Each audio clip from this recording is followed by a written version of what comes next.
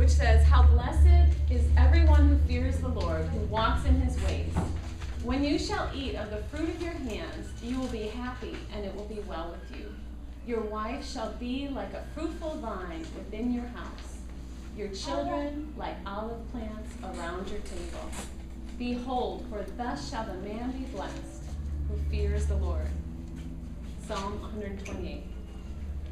And I gave you a poem, which is another mother interpretation of this psalm that's just encouraging, just to take home. But this is a picture of the family in Scripture that's blessed. What does the blessed family look like? God wants his people to have a good life, to live the good life. What does it look like, the good life? In this picture, we see the wife. Where is she? Can you see? Where is the wife? Yeah. She's a fruitful vine, and where is she? And even the Greek actually, it means kind of like in the recesses, in the deep places, like in the deep places of the home. She's the heart of the home. And we have some little visual here for our fruitful, she's a fruitful vine. Thank you so much for bringing us some special snacks today. But when I think of this fruitful vine, I think of this cucumber plant that I bought this summer. I had tried to get a cucumber plant started in the spring, and I planted a seed, and it came up, and then it was eaten off. I was like, shoot, we got rabbits around here, you know. I planted it again, and it came up, and it took like 2 weeks for it to come up. So I'm here waiting, for like a month for this cucumber plant to come up. And it comes up again, and eaten off. And I was like, ah, shoot. So I went to Home Depot, and I bought actually a plant. And I put a iron, like a metal cage around it. I put a pinwheel there. Thanks, they're the inside, yeah. And I put herb there just so this thing would survive. Well, thankfully it did.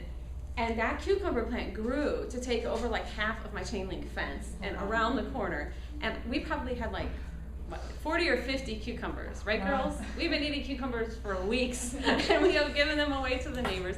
And it was just an amazing, fruitful vine.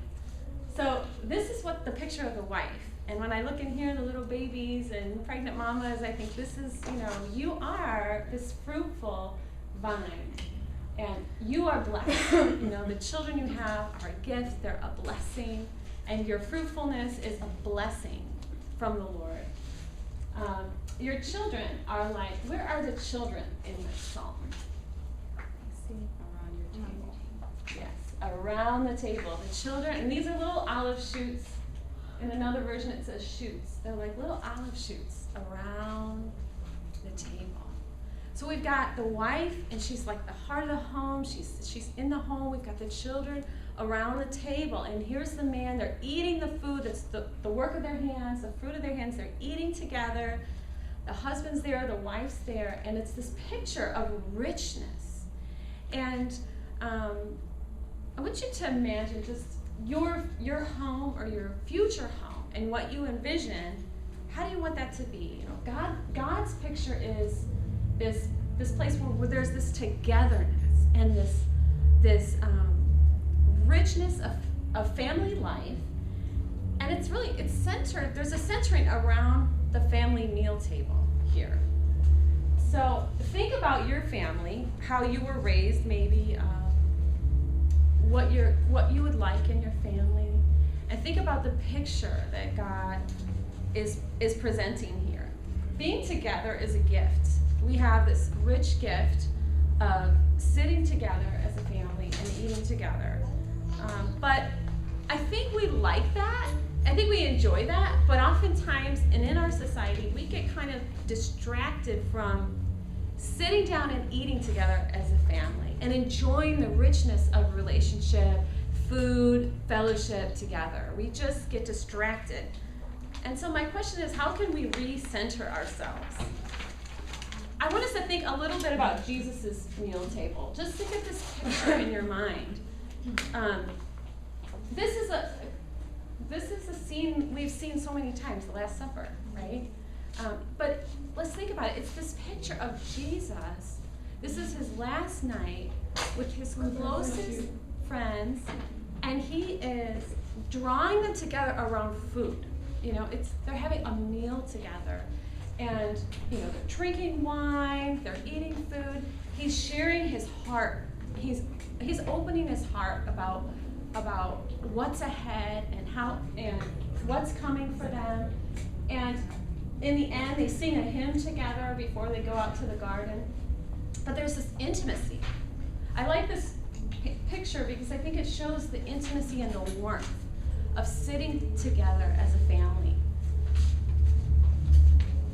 Then think about this scene. This is after Jesus rose from the dead. He was appearing to the disciples. And so what does he do? He makes a beach picnic. How totally fun. Let's grill some food on the beach. I don't know if you guys have ever done that before, but we did an anniversary party for my mother.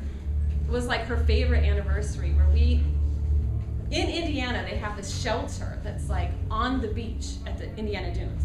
And we took all of our nice dishes, made a bunch of gourmet food because me and my siblings were older by that point, and we took all this food. We set up candles on the beach where you could look out to the water. And this is what Jesus did. He made a meal. He grilled up some fish. He knew the guys would be hungry coming in from fishing all night, so he grilled up some fish. He gathered them together. And then he shared his heart, what was going to be the future for their lives, for Peter and John. He was talking about what was ahead for them. So he fed them, he ate with them, fellowship with them around the table. Now we don't know if they had a table, but they were gathering together around the mealtime. And then another picture.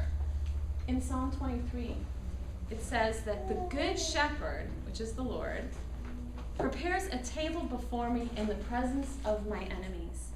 He anoints my head with oil, and my cup overflows. And in that psalm, David is describing how God fellowships with us in adversity. Like a father with his daughters or his sons, around the table. It's a picture, if you've ever read it, it's a picture of, he says, thou preparest a table before me in the presence of my enemies. He's saying, God is communing with me in these difficult times, is essentially that verse. But the metaphor is a table. The metaphor is he's preparing a table like a feast. He wants to commune with me, speak with me, share with me, have intimacy with me in this difficult time. And so what I'm suggesting to you is that God incarnate created intimacy around the table, and so can we. God fellowships with his family in Scripture around the table, and it's a picture of communion. But we have this awesome opportunity to imitate that, to create a powerful bonding time with our families every day. Let me say that again. We have an awesome opportunity to create a powerful bonding time, an intimate time together with our families every day. Now, some of you may not have been raised with this. Some of you, were raised on the go at dinner time. People scattered, going different directions. And so this may be new for you. So I want you to consider that in Scripture, the table is, the metaphor of the table, the symbol of the table it's pictured in concrete and abstract ways, that's where we gather and create intimacy. It's around the table. God fellowships with us in an intimate way at the table. So as managers of our homes, we're talking about managing meal times, but as managers of our homes, the bigger picture is that we're trying to create an atmosphere. And this is an atmosphere that invites the presence of God and creates intimacy, And as we imitate our Maker in this way, an awesome thing happens. It's actually been proven that children eat better, healthier when they eat with their families around the table. It's also been proven that they absorb values. If you want your children to have your values, this is a really simple way to do it. Eat together. Share. together. And that they become more secure as people. You know, our culture has gotten away from this, really, and actually other nations have noticed it. There was a German newspaper that reported that the Germans were kind of following, it says actually European families were replacing the tradition of eating together with the American tradition of chronic busyness and lack of family dinners. And that they saw an increase in mental illness among their teenagers, as they saw a correlation. So I believe it, and I feel that, you know, we're going to feel God's blessing when we return to the pattern that we see in Scripture of eating together as a family, you know, and I believe, you know, building intimacy together at the table is going to powerfully affect the next generation. So my background is this. My mother was a teacher, I told you last week, but she was also an artist, and she loved to make special dinners at home. So we were a family of 8 on one income. My dad was a school teacher, so there wasn't a lot of money. So she used her creativity to do things like this, go out in the garden and pick some flowers and make beautiful bouquets for special dinners. She bought like huge lengths of polyester fabric because it was like, it's like industrial. I mean, it doesn't, you know, it does not dye. Those, I think she couldn't even sell, I mean, years later she was selling them at a garage sale, but they were like, they just did not dye with all these kids. She'd buy tablecloths, she'd make napkins and runners that matched for her tables. And she would just make a beautiful, beautiful table for us. And I kind of followed in her footsteps. I really enjoy just the artistry of being a homemaker. Little things like adding a garnish, you know, like a little parsley garnish from my little kitchen or garden outside my door to the food, or putting muffins in a basket, or just having votives for special meals, votive candles. I really enjoy doing that, and especially holidays, I love to set a table. You see this one. These are holiday meals. Here are some remnants. Here's the fan. This is Easter. You guys may not recognize this homeless man over here who's had a complete revolution. He's like the scary man, the tender babes. But that was Easter, some homemade, we made yeast rolls and decorated the table. I love that, and I got that love from my mom. I saw her just really enjoy using her creativity and her artistry, or her art in the home with floral arranging and table decorating and cake baking. And she created a mood. And that's what I like to do too. Like, she would have potpourri burning on the stove when we came home from school. So she had cleaned the house, she'd have potpourri, you know, on the stove, and we just smell it, you know, coming in. Potpourri on the stove? Yeah, it's like the cooking kind. There's a kind that cooks and simmers, and orange rinds, and who knows what else is in there, cinnamon, and so anyways, one of our traditions is, I'll go to this picture for this, is lighting a candle at Christmas time during Advent. And every night we would light a candle and say John 1, which is, I am the light of the world, and if you follow me, you won't be stumbling in the darkness, but come on, Beth Ann, help me out. You will have the light that leads to life. So we started this tradition of lighting a candle, and the kids really got into it. Like, they wanted to shut off every light in the house, you know, to just have just one. You know, they really got into the mood of it. But it was hilarious because we had this box of matches that was like, something was wrong with these matches. So every time he would strike to light the match would break and fly somewhere, you know, and he burnt the table, he burnt his shirt. And so now whenever we have like this, you know, moment where we're in this atmospheric moment of lighting the candle, Thomas is like, Dad, be careful, don't burn your shirt again, you know, don't burn your shirt. But we just have had so much fun with creating mood and atmosphere around the table. And this is actually a scene. This is from a Greek dinner that we did recently, where the kids just got into it, and they all dressed up, and we had heroes, and we decorated the table with grapes and olive oil and all this. And I want to tell you something. When you do this, kids love it so much that even when they're older, and Abby will testify to this, that they want to be home for dinner. They don't want to miss out what's going to happen at dinner time. They don't want to miss the talking and the conversation and the fun and the good food. You know, they will come home for it. And I know, well, I'll get to that later, but usually, you know, we've had a tradition as well that, you know, at Christmas time after dinner of doing a devotional. When the kids were young, we'd have a devotional with the, you know, babies eat really slow, so they'd still be in the high chair, and we'd bust out a book like The Millers, which is all these missionary stories, or Making Brothers and Sisters Best Friends, which when your kids get a little bit older becomes really something you want them to learn, you know, how to get along, and do a little devotional at the end of the meeting. Now we do devotions mid-morning, but these are some of the sort of the good times that we've had around the table. Now it's we've also had some challenging times, and just in my heart was always this vision of eating together, of this mood and atmosphere, of creating intimacy.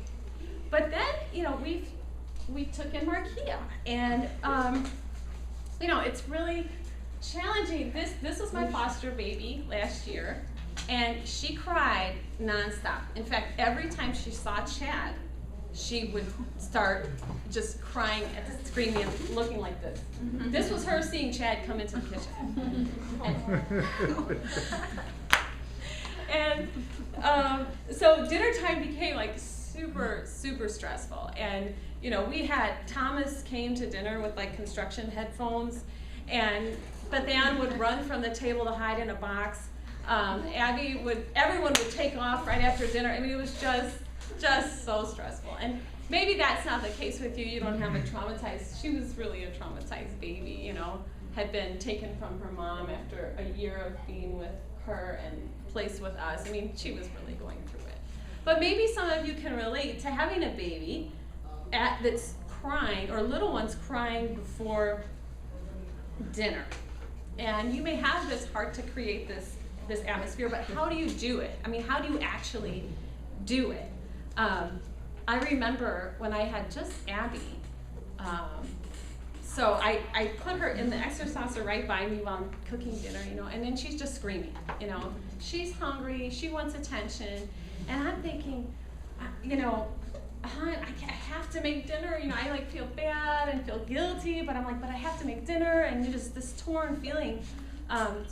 If your child is taking 3 naps a day, the 3rd nap is usually the shorter one, and it's the one where they kind of want it, but they kind of don't, and you're trying to figure out, should I put them down for a nap right now, or should I just keep them up, you know, so that they'll go down better for their, you know, to bed.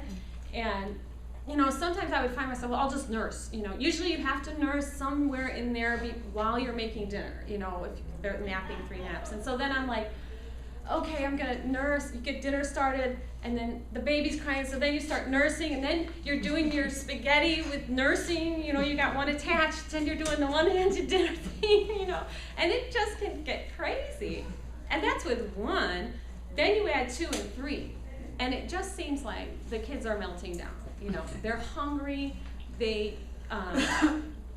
fighting, they're grabbing, she stole my toy, you know, they're hitting each other, and you're trying to put dinner on the table, you know. And if you haven't really been raised with learning how to cook, you have to focus a lot on the food, where you're also trying to, you got drama going over here, and it just frazzles you. It can just frazzle you.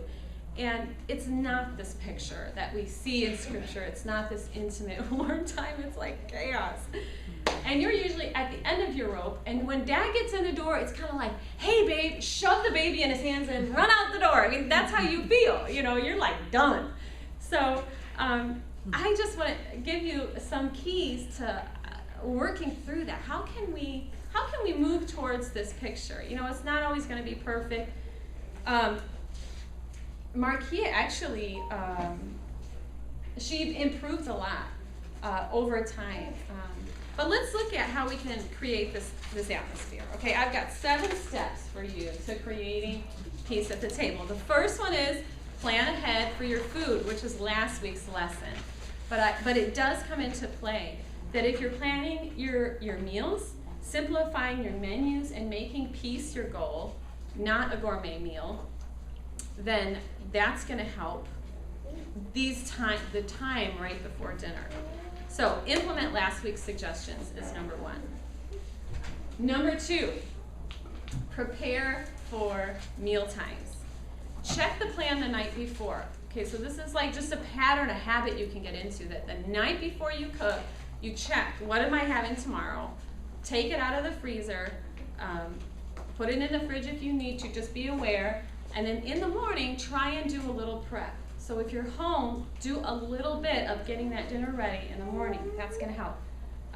Then start your meal in the afternoon. So if you're eating, say, at 5:30, and this could be different for everyone, start the meal at 4. That's probably like more than enough time than you're going to need to make your dinner. But that's the secret. That's the secret. Is give yourself a lot of time. Just like get it started and get moving on it earlier. Okay? You need to be ready for those interruptions with the little ones. You need to be ready for kids to interrupt you so that you're not like, kids, bam, But you're ready for them to interrupt you. You're not thrown off by it. So when they interrupt you or you need to actually go take care of a discipline issue, you need to take care of a sibling thing, you can stop. And your dinner's already in the process. Then prepare the house with a quick clean before your husband comes home. Okay? Go through the house, pick up any Legos or baby toys that are in the pathway of Dad coming in the door. Let it be prepared for Dad. If you can light a little candle or turn on the potpourri burner if he likes that, just create an atmosphere where Dad comes home and he finds this place of rest. This place where he can escape all the stress and pressures of the world and come home and be received and be treated like a king. So clear your space. If you need to, ergo your baby. Put your baby, you guys know what ergo is? Ergo carrier? Strap your baby on your body, basically. I don't know, what are you guys using? Do you guys use carriers? Anyone in here? Baby carriers, baby Bjorns. Baby Bjorns, the ergo. Do you use a carrier? Okay, so you may say like, but my baby's crying, If you strap the baby on, you can run around and clean a little bit, or direct the children's activities. Say, okay, baby's gonna have, some high chair time or some playpen time with their toys. I usually had a bag of toys hanging on the high chair just so I could grab, because they'll throw them off. They'll just keep throwing them off. So you just keep throwing one on there as you're spinning around, Spinning around. Or if they're a little bit older, say, okay, now you can do Play-Doh at the table while I cook, or how about, some book time in your room, but direct the children's activities, okay? So when Dad comes home, they're not mobbing him, okay? You also want to guide their response to Dad. A quick hug and kiss, and every man's different.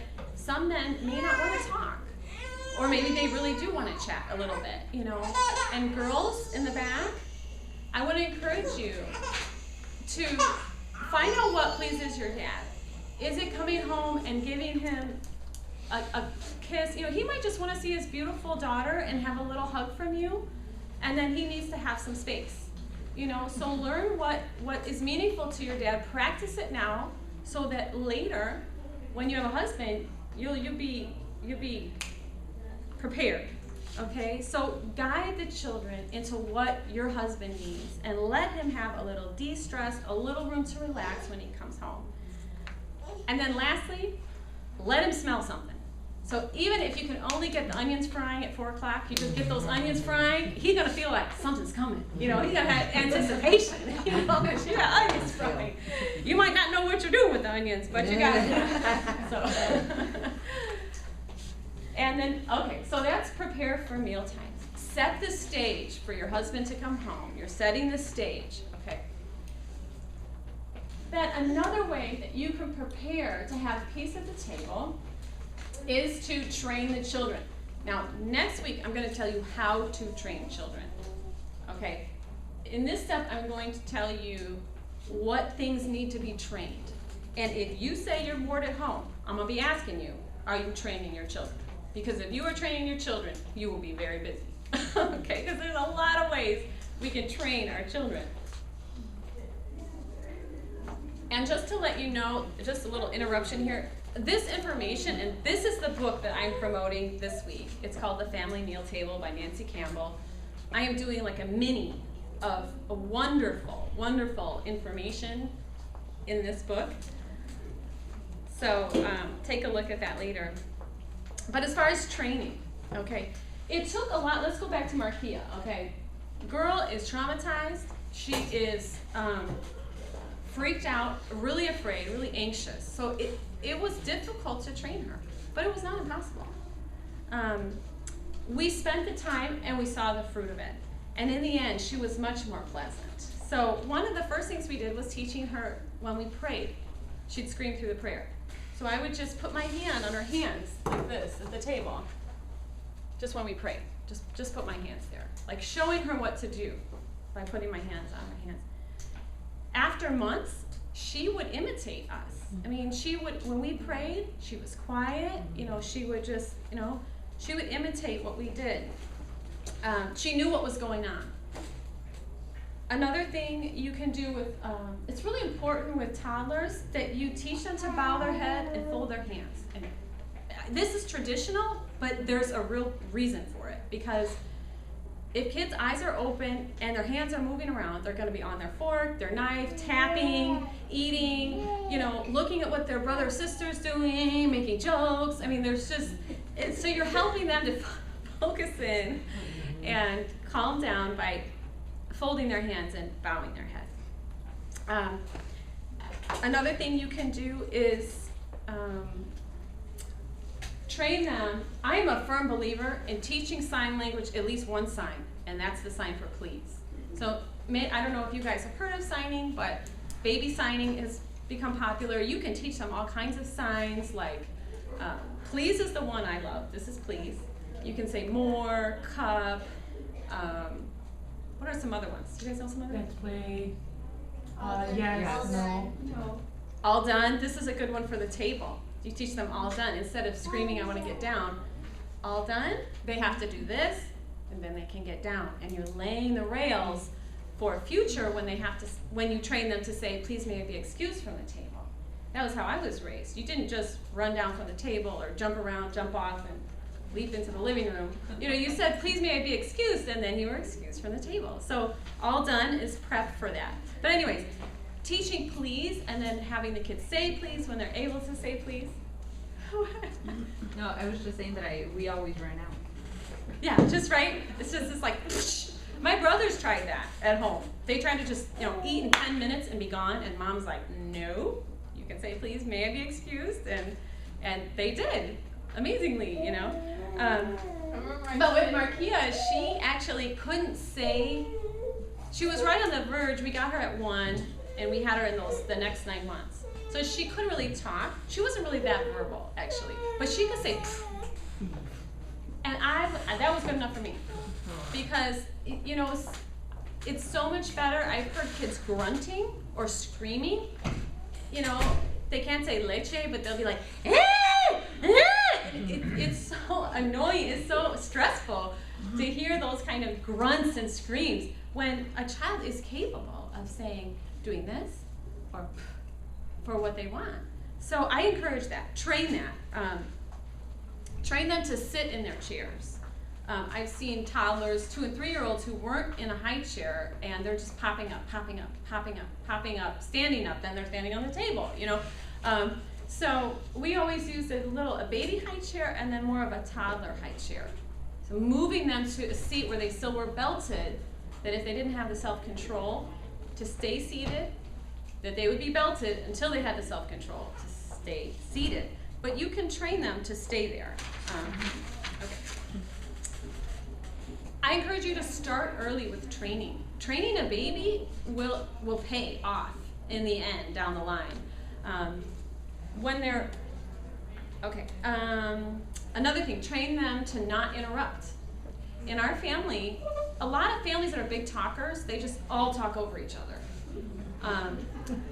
And so that can be a stressful, when everyone's fighting to talk, it can be unpleasant. So if we interrupt in our house, you get the timer for as many minutes as you are. So if the fan's interrupting, then she gets 10 minutes, set the timer on the stove, and then she can talk again in 10 minutes. But training with a timer helps the family mealtime to be more calm, peaceful, people actually listening to one another. Train them to use inside voices. This was a big one for my mom growing up. With 6 kids, you had to use an inside voice in the house. So you would not be at the table screaming or yelling over someone. So again, another training thing, train kids when they're in the house to use a quiet voice. And these habits are really gonna help you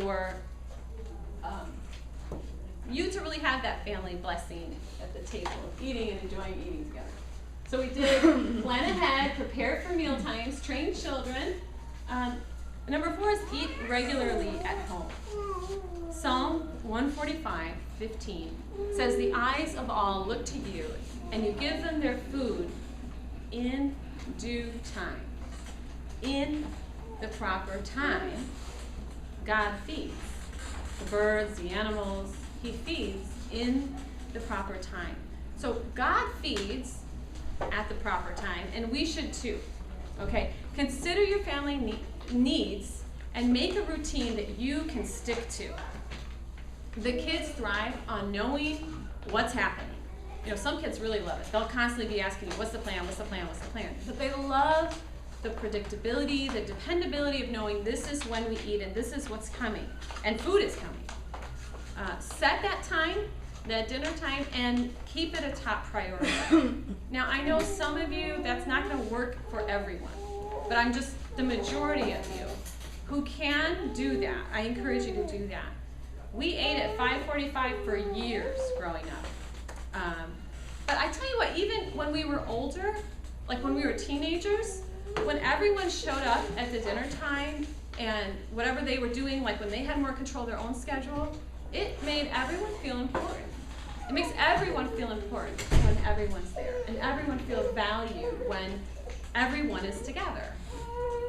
Some of you may experience that with like family events, like where you're expected to be somewhere maybe, and you don't show up to that family event, and that uncle's like, well, where were you? You know, or, you know, I had this from my aunt. You know, where's your brother? Where's your sister? You know, like, oh, so you showed up to this. You know, like this thing of, because there's a sense of when everyone's there, everyone feels valued, and everyone feels like the family's important, you know? So, eat regularly at home. Number 5, make eye contact. This is a big intrusion, okay? We need to get a hold of this, okay, these days, because this is new, okay, mobile media, and it's taking over the dinner table. But what a lot of people are doing is creating media drops in their dining room. A basket to put in the iPod, the DS, the lapbook, the whatever.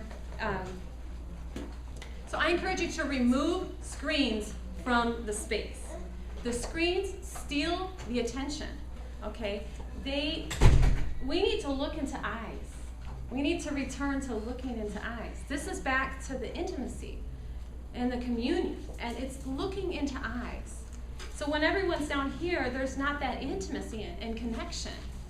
My dad, back in the day when we had the phone attached to the cord, he would take the phone off the hook, and then it would be like tick, tick, tick, tick, tick. So no, he didn't want to answer any calls during dinner. And then it'd make that crazy sound, so he would stick it in the fridge and shut the door. We had the cord, you know, going like this into the fridge, you know. That's hilarious. So But I appreciated that. I did. That made me feel important, you know? So, make eye contact is number 5. Number 6, purpose to be peacemakers. Proverbs 17:1 says, better is a dry morsel and quietness with it than a house full of feasting with strife. Better is a dry morsel and quietness with it than a house full of feasting with strife. It's not so much, basically what that proverb is saying is it's not so much about the quality of food, the quality of meat. You know, sometimes we think it's all about the meat on the plate. It's not about the meat on the plate. It's about the quality of love that we have together. So, real practical. Give kids assigned seats at the table to keep them from fighting and from it being like this crazy, confusing time. So everyone knows where they sit. If children are fighting at the table, institute a silent band. Okay, we'll do this, and that is like all the kids are silent. It could be 2 minutes, 10 minutes, but it's silent band. To just help everyone, you know, get a little, just calm down and get control, okay?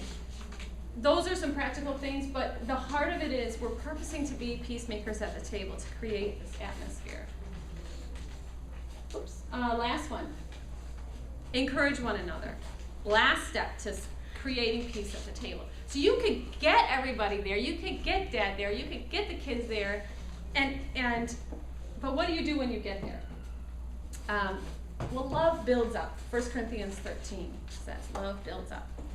Sometimes it's hard to get, as a mom, out of the habit, and I am speaking to myself right here. This is one of the biggest challenges for me, to get out of the habit of complaining, whining, melancholy, martyr attitudes, and general negativity. You know, sometimes at the end of the day, you're tired, you're frazzled. It's just hard to feel good. You know, for me, I'm like an emotional, up and down type of person. I'm not an even keel. You know, so sometimes that's really hard. But encouraging words, although they're hard to find, we can purpose to find them. And one way that I do that sometimes is just asking the kids a question. Like the other day, I said, kids, what is one thing you saw someone else do good today? You know, or it could be, what's everyone thankful for? Or when they were younger, we had a habit, we would do 3 nice things about every person. So we'd say, okay, it's Daddy's turn. And we'd say 3 nice things. Everyone said 3, right? We all kind of jumped in until we got 3 for each person. Yeah, and oh my gosh, the kids love that. You know, some of us, we don't get enough encouragement, and we don't get enough words, right? We don't get enough words of affirmation. So think if every day, you know, your kids knew they were going to get 3 words of affirmation at dinner. You know, they'd anticipate that. That's so wonderful, you know? So be intentional about dinner conversations. I gave you a handout to give you some more ideas. And some of those are for older kids, you know, if you have young ones, but I'm trying to plant some seeds here in your heart and mind for your future about what can that be like? You know, what can the dinner time be like? Proverbs 15:17 says, better is a dish of vegetables where love is than a fattened ox served with hatred. So it's better to have less simple food, you know, simply prepared, and peace. Peace in our homes, peace at the table.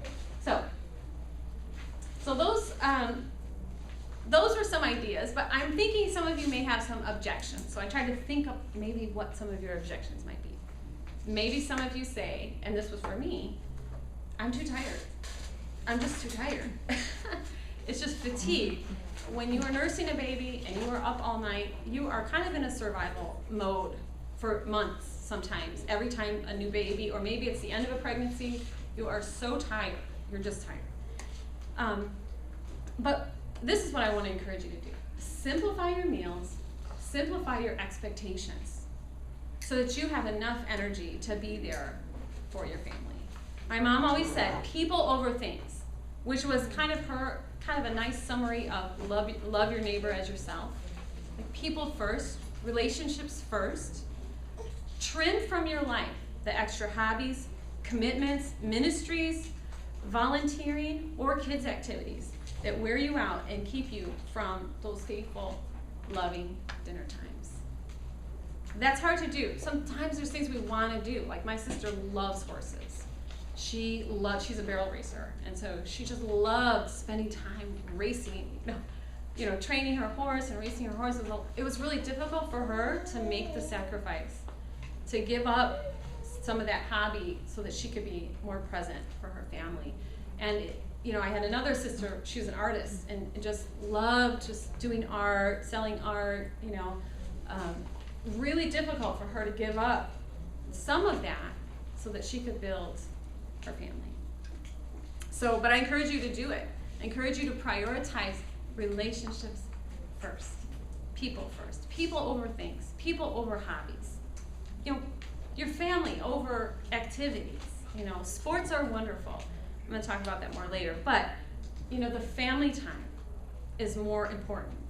You might say, my kids are so crabby. It's just, I'm never going to get there. I'm never going to get to this, peaceful atmosphere. My kids are just crabby. And, sometimes children's attitudes and their criticisms, when you're tired at the end of the day and they come at you, there's just so much sin that can be at the table. I mean, sometimes it's like before you put the food on the table, it's just 20 sins have happened, just coming to the table. I don't like that. There's complaining, and then there's, he took too much, she always eats too much, and I'm not going to get this, and fighting, and the food, it can, like I said, in those times we have a silent ban. If kids are coming to the table and it's like a chaotic situation, okay, silent ban, everyone. And that's a way to kind of calm everyone down. So no one can talk about the food. They can't talk about if they like it, they wanted something different, It's just quiet. And then when everyone gets their food and starts eating, you can lift the ban, and start talking. But I think another really big thing you can do if your kids are really complaining and critical at the table is to engage them in the work. And that's what we see here, which I think is so beautiful. This is Markia again with my youngest Aziza, and Aziza is feeding Markia at the table. And there's Bethan when she was little, making pancakes, or I don't know what she was making, cooking something. But one way that that brings down the complaining is if they are involved in the preparation of the food. If they know what it takes to put food on the table, they will not complain as much, because they'll remember when they made food and someone complained about it, how they got really mad and they felt really unappreciated, And this is something to start early. Start your kids. A lot of us were not raised like this. My mother was not raised like this. My grandmother did everything. So my mom didn't know how to do anything. By the time she was 18 and on her own, she was just lost. So she purposed in her heart that was not going to happen with her kids, and she was going to train her kids. And so we did get some training early on. There were some things I missed, but she did try to turn that ship. And one thing I do is, the little ones can make instant pudding. If they can stir at 2 years old, they can make instant pudding. So I have my kids make their first dish, instant pudding. You have milk in a box and stir it up. Or a little bit later, they can microwave their own egg, put it in the microwave. In those little ways, they start cooking a little bit, and then when they're older, they can do pancakes at 7, 8, and 9. They can be your Saturday morning pancake helper. This morning, Beth Ann did all the pancakes for the family. She's 10. And she's practiced, so she did a really good job. They turned out really awesome. Thank you, Beth Ann. And then they get a little bit older, and like Abby made fried apple fritters recently. Deep fried apples. Oh my goodness, they were so delicious. We ate them all instantly, But she's had that training from early on, and so now she's 13, and she's just busting out this amazing food. We're really, really proud of her. So start early, and then they will be more appreciative at the table. I saw it instantly. Like if I saw a lot of complaining, we got to get these kids cooking. We got to get them in cooking, and you'll see an immediate change. Okay. So, but other things that might happen at the table. At my table, there's food issues. I have an adopted daughter who probably was malnourished in her early years, and so she's a big eater, and she's working through that, but that can make a lot of stress at the table. I have a son who he had He had a milk allergy when he was a baby, like 9 months to 18 months. And he was in constant pain and constipated for almost a year. And I really think that impacted him, that he does not like to eat. I mean, there's no good association with food for him. If it's like a family, the family's together, he'll eat. But the boy is moody, and if he could choose, he would not eat. He'd rather be doing something else. So you put those two together, and it can just be crazy. You're trying to get this one, you're like, stop eating with both forks, stop eting like a pig. And then this one's like, eat your food, you have to eat, and you're just, as a mom, it's just crazy trying to get, trying to manage that. So we're fighting to get kids to eat instead of having this warm, wonderful connection time. So instead, I want to encourage you, don't let food become a power struggle, especially with little ones. It's not that important, okay? Don't force feed them or shame them into eating, saying things like, you don't like that, what's wrong with you, Don't shame kids about food. Don't force them. What you can do is offer them food, let them decide how much, and then the next time it's time to eat, they get offered the same thing. They don't get a choice. It's just the same food. They can choose. Eventually, they'll eat it. They might skip a meal. And that's not going to be the end of the world. It'll keep everything peaceful, no power struggle. So choose what they eat and let them choose how much. Okay, now this is a big one. This next one. And that is schedules. I think one of the biggest hindrances to people eating together in our culture is the schedule today. Our culture is driving a freight train in this direction, and it's to be as busy as possible, activities, sports, blah, blah. And the older your kids get, the more it consumes your family life. So early on, we need to purpose to create this family meal time and keep it sacred. It's funny how the more we try and get accomplished, how family time and personal devotional times will drop off immediately. Like, we're trying to get a lot done, we're busy, so we're not going to spend any time with the family, and we don't have time to spend time with God. It's just, those things drop off, and we're just, because we're trying to get more done, So we need to make connection time the top priority. There are seasons that are more intense, but don't cut the family time. Don't cut this family time. Don't let sports steal your precious connection time with your family. I mean, think about it. A son is not going to regret later in life that he didn't become the soccer champion. If he does not have time with his dad, to connect with his dad, that will be his greatest loss. That will be his greatest regret. It's the relationship with his dad. This is so important, and sometimes the dinner table may be the main time they have. So consider that. Too much running around and separate schedules steal family time. You can't build a family on everyone's time leftovers. I think that's what people are doing today.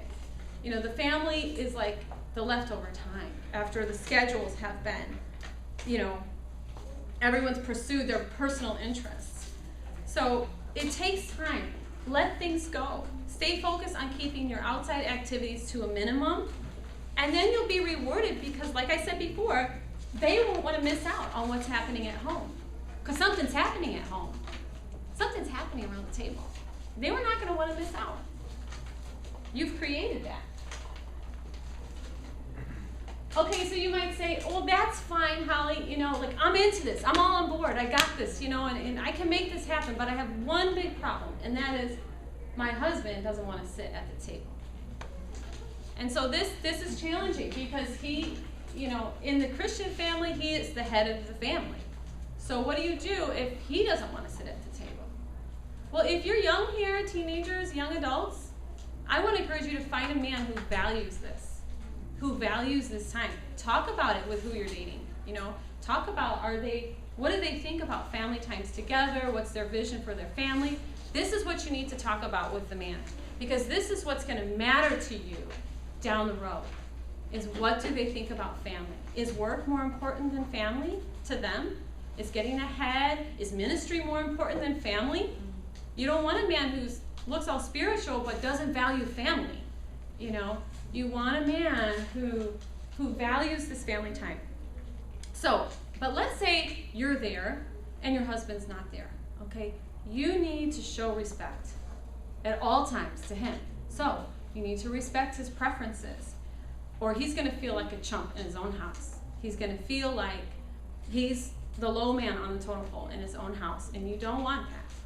You also don't want to insist on your own way and make yourself out to be the spiritual wife, and he's like this, you know, lowlife over here that, you know, doesn't value the Bible and stuff. You know, you don't want to make him feel less. What you can do is figure out why he doesn't want to sit at the table, and maybe as simple as he doesn't want to eat there because the kids are so chaotic, and they're jumping around or they're fighting, and it's just not restful. One man said, when he was commenting on this dynamic, he said, if there is too much stress around the table and things are not relaxed and the food's not inviting and tempting, then guys would just assume avoid it altogether. They have enough stress all day long. So how the kids are acting is something within your control as a wife. And if you do your part, if you're home with your kids, this is really, you have the advantage. Because you can train them how you want them to act at breakfast time and at lunchtime. Those things we talked about before, training to sit in their seats, not interrupt, all of those things.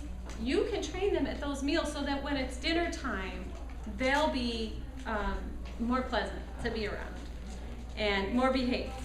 You can also do your part to set the stage for mealtime. And I made this table on purpose over here because if he comes home, the table's set, candles, flowers, the food that he likes is being made, then it's going to be easier for him to make sitting at the table a priority. Make him also the king at the table, meaning value and affirm his thoughts. It's not just about what's on the table, it's about what you're saying, what's coming out of your mouth. If you're affirming him, encourage the kids to affirm him too.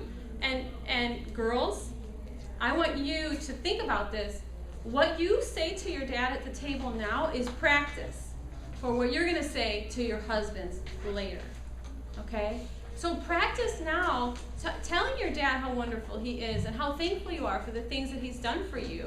And practice encouraging your dad at the table. Okay?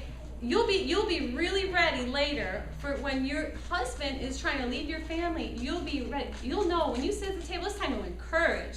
It's time to build one another up. We're coming out from this world where everyone's against us, but hey, the family, we're loyal to each other, we support each other, we encourage one another. And he'll want to stay there. He'll want to be there. If he's going to sit down and be encouraged, he's going to want to be there. So, in conclusion, remember the place where God gathered his loved ones to eat, talk, and share. And the place he revealed himself was around the table. I encourage you to show love to your family by making it a place of anticipation, of rest, of joy. So we're going to break into groups now. Real quick before we do that, though, I wanted to show you these books are on the table over here. If you want to find out more, I encourage you to take a look at this book. It's amazing. It's kind of like a Bible study. You can order that. Also, in this book, this is like a review of what I just talked about. But this is sort of what she talks about in the book. And that is that the table is a place of training, teaching, and togetherness, affirmation, anointing, and atmosphere, binding, building, and blessing, loving, listening, and laughter, encouragement, example, and enjoyment. So you can learn more about that there. But I want to take some time now to work this out a little bit. Let's talk it out. Get into small groups. Let's see. I want to make sure we have... Let's have you five together here. You five.